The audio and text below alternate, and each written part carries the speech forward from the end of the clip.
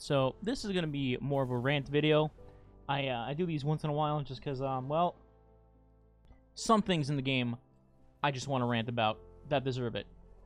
In today's video, I'm going to talk about the crafting requirements for the Val weapons specifically to get raid perks. Now, I'm aware that Bungie is changing how crafting items work next season, and that's great. That's a good change for sure.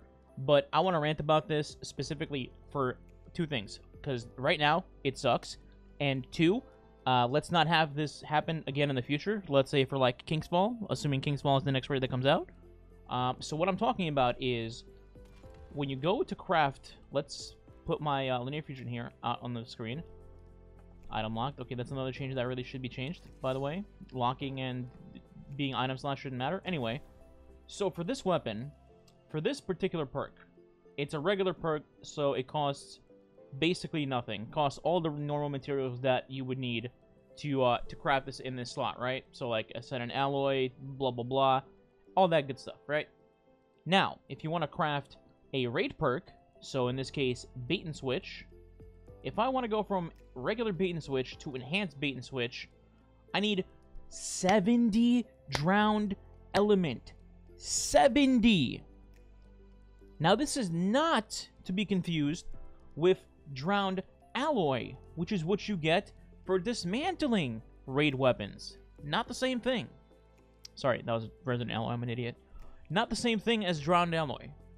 Now, you're probably thinking, well, how do you get drowned element then?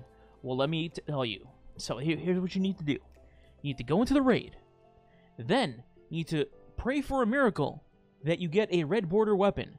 Then, you need to sacrifice a goat to the goat gods to pray for a second miracle for you to get a raid weapon that has a raid perk. So you have to pray for RNG, then some more RNG on top of that, then some more RNG on top of that, then sell your firstborn to the goat gods and pray that you got a raid perk, and then finally level the boarded weapon and then dismantle it. And then you'll finally get drowned element.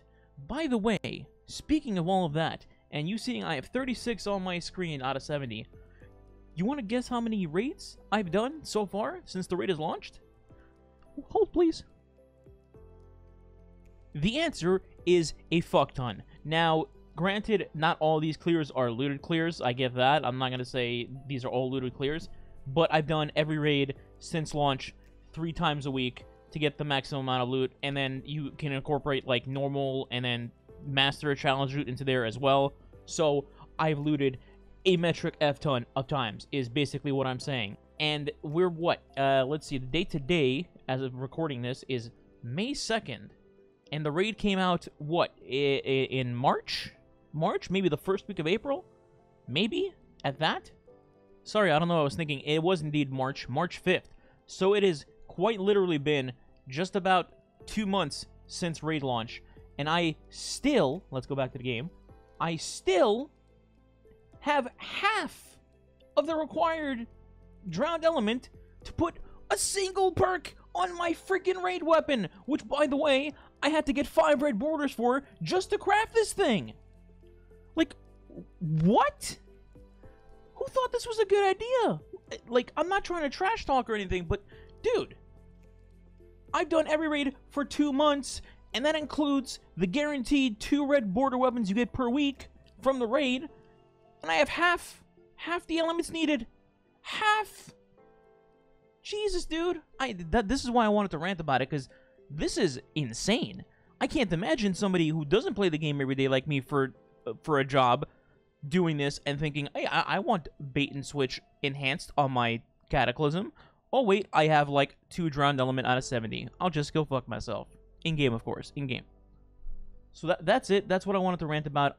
Like I mentioned, they are gonna remove drowned elements next season. At least that's what the TWAP said. So hopefully it's gone.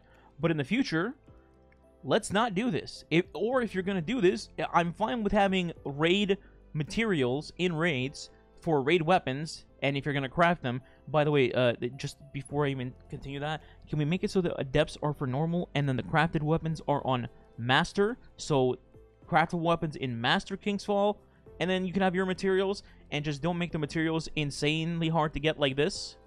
Just make it like, I don't know, 20. Let's say if this was 20 drawn element, that would still be steep, but it would be at least somewhat doable. Okay? Make it 20, and then make it so any red border counts for getting drawn element, not just a red border with a raid perk. And then it's a lot more bearable, right? I mean, well, obviously it won't be drawn element for Kingsfall. It'll be like, let's say, I don't know, taken element. Some I can't even say that with a straight face. Yeah, like, let's say it's taken element, and it'll be 20, and then you get taken element every time you finish a red border weapon from Kingsfall, and that's it. You don't need to have a raid perk on it. Then it's a lot more bearable, way less balding, a lot more forgiving, and we don't make this mistake again. That's it. That's all I got. Nice and simple. I just wanted to rant about this. I'm sure there's other people that hate this as much as I do, because I really wanted to test this enhanced trait on my Cataclysmic, but now I can't. So, it is what it is. That's it. Rant over. Let me know if you agree or disagree in the comments. And like, share, subscribe. It really does help the channel. The button's right there. Also, notifications. The button's right there as well, right next to it. And then I'll catch you guys in the next video. Alright, goodbye.